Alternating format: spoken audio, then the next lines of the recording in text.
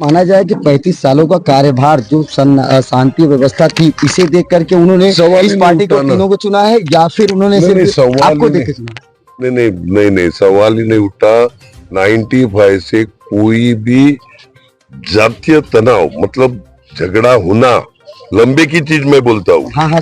एक दूसरे को आग दिखाने का धर्म में यह आज तक हुआ नहीं।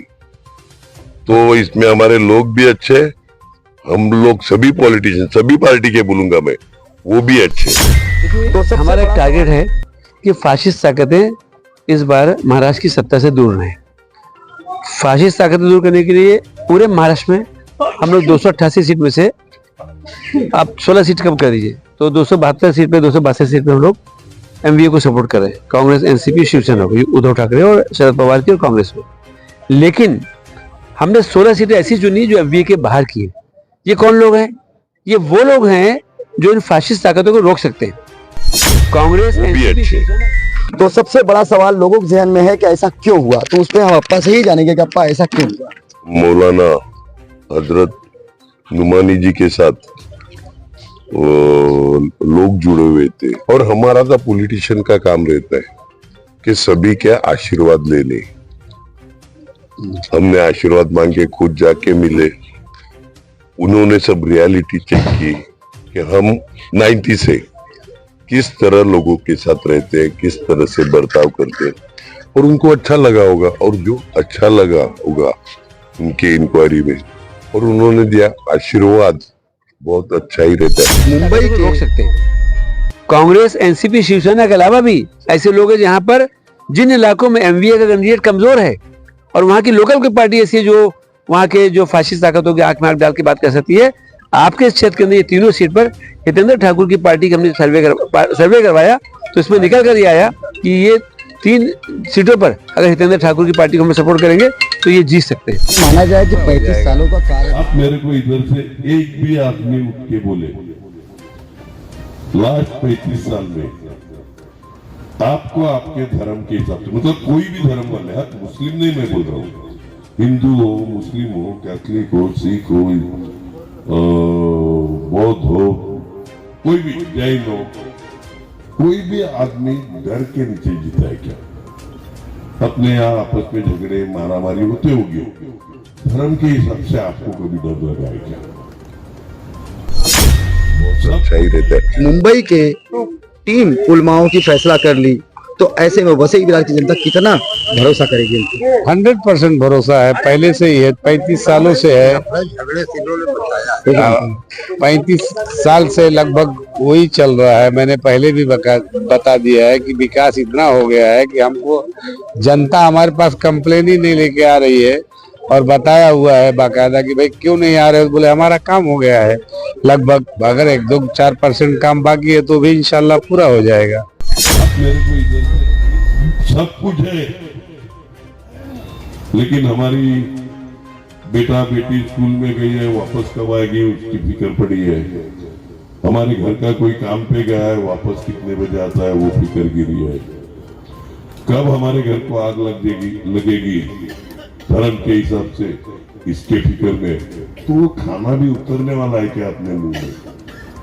तो सबसे इम्पोर्टेंट काम इंफ्रास्ट्रक्चर ये वो होता है, लेकिन उससे ज्यादा जरूरी चीज है कि शांति, और हर हिंदुस्तानी को ये लगना होता है कि हिंदुस्तान हमारा है।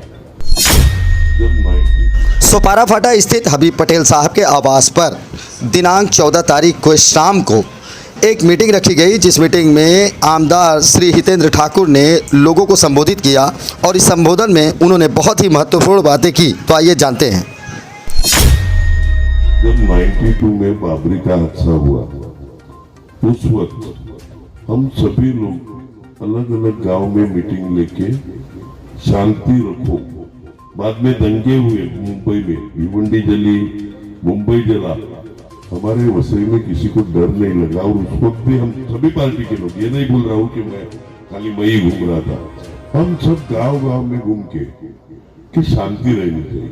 अपने यहाँ कुछ भी नहीं, जो हुआ उधर अपने को मालूम नहीं, अपना तालुका, अपना गांव अच्छा रहना चाहिए, इस हिसाब से इंकलाब न्यूज लाइव, खबरों का एक्सप्रेस। परमिशन दे दिया तीनों से, तो उन्होंने हाल ही भर दिया फिर ये सोशल मीडिया पे जाना।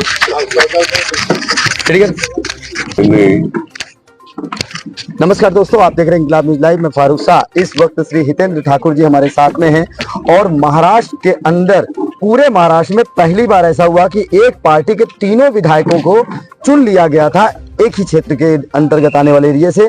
तो सबसे बड़ा सवाल लोगों के जहन में है कि ऐसा क्यों हुआ, तो उस पर हम अप्पा से ही जानेंगे कि अप्पा ऐसा क्यों हुआ। मैंने क्यों हुआ, इसके लिए हमारे तालुका के बाहर के जो भी मौलाना हजरत नुमानी जी के साथ लोग जुड़े हुए थे, उनसे बात कर रहे थे। और हमारा तो पॉलिटिशियन का काम रहता है कि सभी के आशीर्वाद लेने।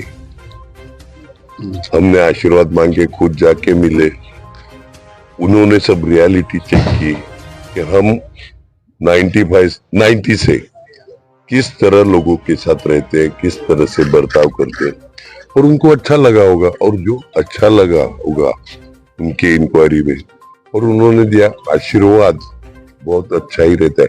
हमारे में पाक बोला जाता है, आशीर्वाद बड़ों का लेना, ये पाक चीज रहती है। और सभी धर्म के लोग, बड़े बड़े लोगों से, हिंदू के संत है, बौद्ध धर्म के संत है, क्रिश्चियन धर्म के बिशप, फादर्स, और ये अपने मुनि, जैन धर्म के, इन सभी के आशीर्वाद लेके ही किसी भी अच्छे काम की शुरुआत, आप जो बोलते हैं बिस्मिल्लाह करना, तो वो शुरुआत हम सभी के आशीर्वाद लेके करता है।